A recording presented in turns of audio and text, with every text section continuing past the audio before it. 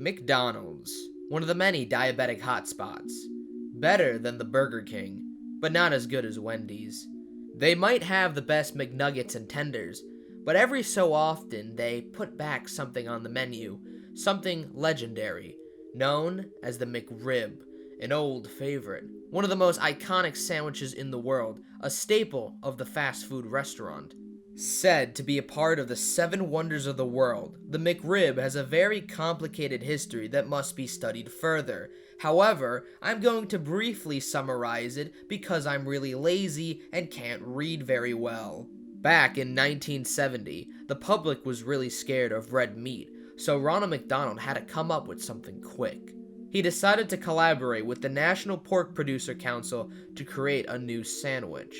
Rene Oren was the creator of the project. Originally, Rene worked at the fancy Whitehall Hotel, but then was recruited by McDonald's for his genius. Now, I know what you're thinking. That might sound like a downgrade.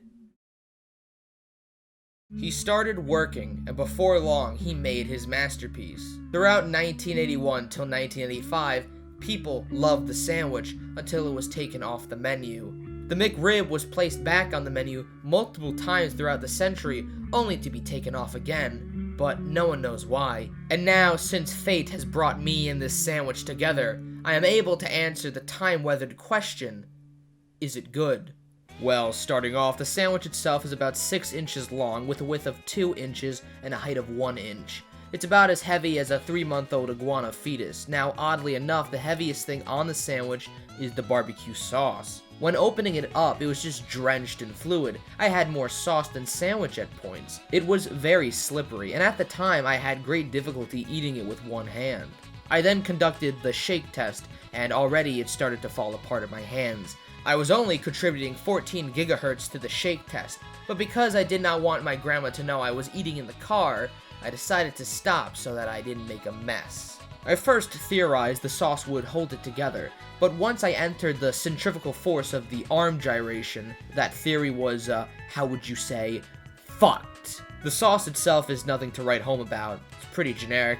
When opening the sandwich, I was actually very concerned. The first thing I noticed was the onions. At first, when I saw these, I thought this was little pieces of iceberg lettuce. But after tasting it, I got the hint of spice you get when jamming onion juice in your eyes. The pickles were also either folded or extremely thin. These were the only real things that gave the sandwich any flavor. The lack of vegetation is almost astounding. I mean, how am I supposed to get all my vitamins and minerals if I don't get the proper nutrition? I mean, it's basic science here. Now, let's get to the meat. It actually has a very interesting texture to it and offers much entertainment for blind people. The meat was bumpy yet smooth. It was like there was a secret message in the meat that I could read in Braille. One of the sandwiches I got said, an African elephant can swallow only 12 gallons of Monster Energy drink in a lifetime because the corn syrup can clog their trunk. Reading these remind me of reading the facts off of Snapple bottles, and I honestly thought that was cute. But I know why you're here. You're here to see what it tastes like. Is it good? Well, let's see what the best sandwich in the world